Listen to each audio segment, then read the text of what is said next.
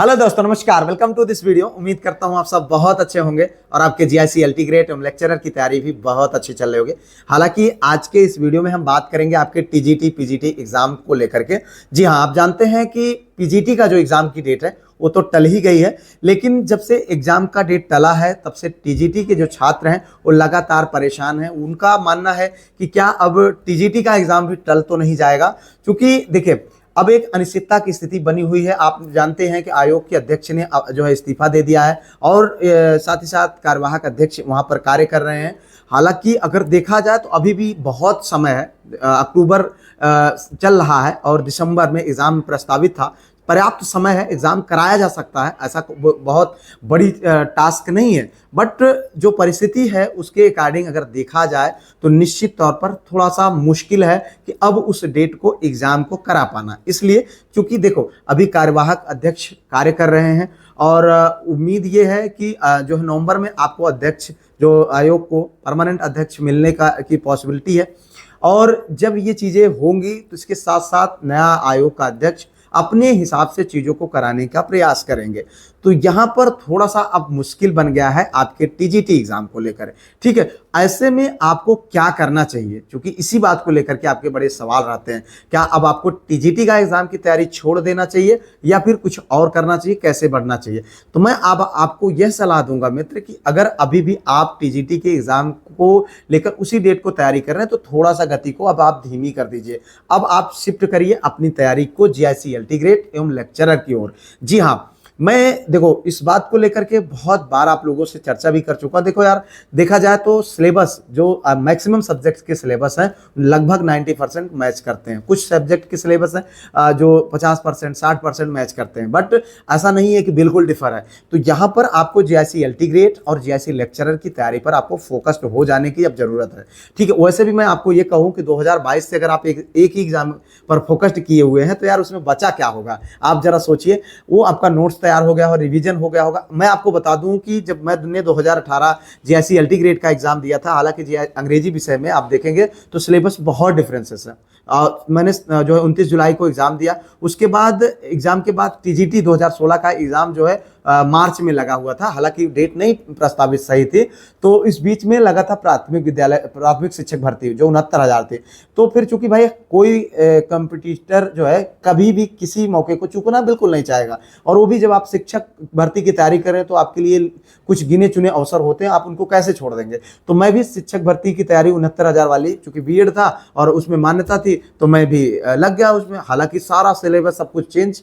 तो यहाँ पर जब 29 जुलाई के बाद मैंने जब अपनी जो है प्राथमिक विद्यालय की जो भर्ती थी उसके लिए तैयारी करना प्रारंभ कर दिया, तो सब कुछ बिल्कुल अलग था, कुछ भी सेम नहीं था। तो यहाँ से लेकर के 6 जनवरी जब तक एग्जाम नहीं होता है तब तक मैंने जो है पूरी तरीके से फोकस्ड रहा अपने जो है प्राथमिक शिक्षक भर्ती पर।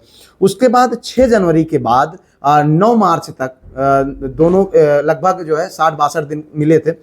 तब से मुझे फिर से जो है टीजीटी पर शिफ्ट होना पड़ा। हालांकि उस समय मुश्किल लग रहा था कि यार कर पाऊंगा कि नहीं कर पाऊंगा, लेकिन इतना आप भरोसा करिए कि अगर आप एक अच्छे स्कॉलर हैं, आप लगातार मेहनत किए हुए हैं और उसके साथ साथ अभी आपको कोई प्राथमिक शिक्षक भर्ती जैसी तैयारी नहीं करनी है। ठीक है, आपको एलटी ग्रेड की तैयारी करनी है, आपको जो है जीआईसी लेक्चरर की तैयारी करनी है, आपको DSSB की तैयारी करनी है, आपको एमआरएस की तैयारी करनी है, आपको बीपीएससी टीआरई 4 की तैयारी करनी है, आपको केबीएस की तैयारी करनी है, जहां पर कमोबेश जो है आपका सिलेबस आपका सब्जेक्ट रहेगा। हालांकि एमआरएस में जो है बिल्कुल अलग है, लेकिन मेंस में वही चीजें आपको मिलेंगी।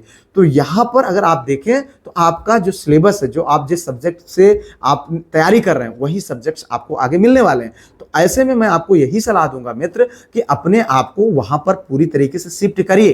ठीक है, अब आप अपना जो टीजीटी वाला सिलेबस है वो भले आपका जो है बिल्कुल 60% डिफर हो, लेकिन अब उसको थोड़ा सा साइड में रखिए। बाकी बीच बीच में आप रिवीजन करते रहिएगा। मैं बिल्कुल भी नहीं कहूँगा कि आप भूल जाइए कि आपका एग्जाम दिसंबर में नहीं होगा, लेकिन इतना समझ लीजिए अगर आप एक अच्छे स्कॉलर हैं और आप लगातार मेहनत कर रहे थे तो 2022 से 3 साल बहुत पर्याप्त होता है। इस तरीके के एग्जाम की प्रिपरेशन के लिए 6 महीने 2 महीने 3 महीने बहुत बहुत बहुत पर्याप्त होता है। इसलिए मैं ऐसा कह रहा हूँ कि अगर आपने एक बार अपना सिलेबस कवर कर लिया तो 2 महीने में चीज़ों को आप कवर कर सकते हैं, और मैंने किया है। ठीक है, मैं आपको बता रहा हूँ 6 जनवरी 2019 2019 को प्राथमिक शिक्षक भर्ती का एग्जाम देने के बाद 9 मार्च 2019 को मैंने जो है टीजीटी का एग्जाम दिया। इसलिए मैं आप लोगों को विश्वास दिलाना चाहता हूं मित्र कि अब आप अपने इस तैयारी के साथ साथ इन सारी चीजों पर फोकस्ड हो जाइए। ठीक है, आप फोकस हो जाएंगे, निश्चित तौर पर 2026 में आपका सरकारीकरण हो जाएगा। कि देखो यार, कुछ भी हो, कैसा भी हो, परिस्थितियां कुछ भी हो, हम एक स्कॉलर हैं, हम एक कॉम्पिटिटर हैं, हमको एक्सेप्ट करना पड़ेगा। ठीक है, क्योंकि हमको नौकरी चाहिए। इसलिए मैं आप लोगों को यही सलाह दूंगा कि देखो, उस डेट को अब अपने मन में रखिए, बट उसके साथ साथ आप अन्य जो एग्जाम्स लगे हुए हैं उनके लिए पूरी तरीके से फोकस होकर के तैयारी करिए। फिलहाल इस वीडियो में इन्हीं सब बिंदुओं पर बात करनी थी। उम्मीद करता हूं आप सब बहुत अच्छा कर रहे होंगे। और मैं आपको बता दूं कि जीएस के लिए आपके चाहे जीआईसी अल्टीग्रेट हो, लेक्चरर हो, अन्य जो भी एग्जाम्स आपके जीएस से संबंधित है, जीडीसी है, उसके लिए आपका मैं लगातार प्रैक्टिस करा रहा हूं, जिसकी वीडियोज शाम को 7 बजे चैनल पर आती हैं। आप उनको रेगुलर तौर पर देखें।